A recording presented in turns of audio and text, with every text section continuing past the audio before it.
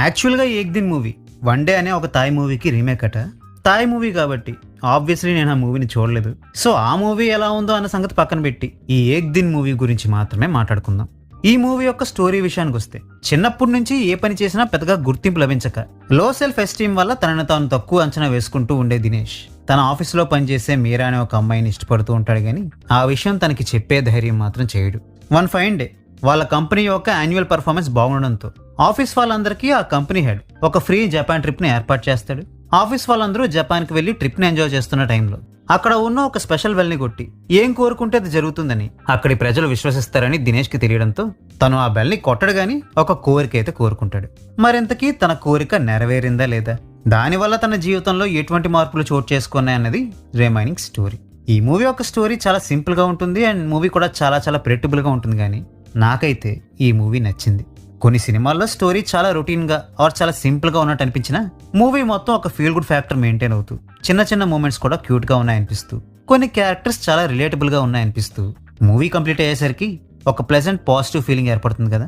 ఈ ఏక్ దిన్ మూవీ కూడా ఆ కోవకే చెందుతుంది.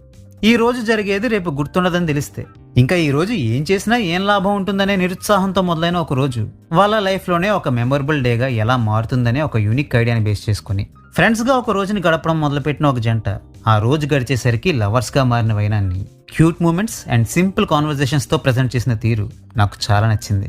అయితే లాస్ట్ హాఫ్ అన్ అవర్ ని చూస్తున్నప్పుడు వాళ్ళకి ఎదురైన ప్రాబ్లంకి very basic and simple solution ని చేతిలో పెట్టుకుని కూడా ఊరికనే సినిమాని సాగదీయడానికి కాకపోతే ఎందుకు ఆ సొల్యూషన్ ని చేతులా చెడగొట్టుకుంటూ బాధల్ని కొని తెచ్చుకోవడం అని నాకు అనిపించిన ఆ క్యారెక్టర్ కి ఉన్న ట్రైట్ ని బట్టి తన పాయింట్ ఆఫ్ వ్యూలో నుంచి కూడా ఆలోచించి చూస్తే ఆ క్యారెక్టర్ అలాంటి డెసిషన్ ని తీసుకోవడంలో తప్పేమీ లేదని, ఊరికనే సినిమానేమీ సాగదీయలేదులే అని నాకు అనిపించింది.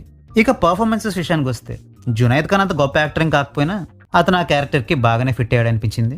ఇక సాయి పల్లవి ఎలానో మంచి పర్ఫార్మరే కాబట్టి ఆమె కూడా బాగానే పర్ఫార్మ్ చేసింది.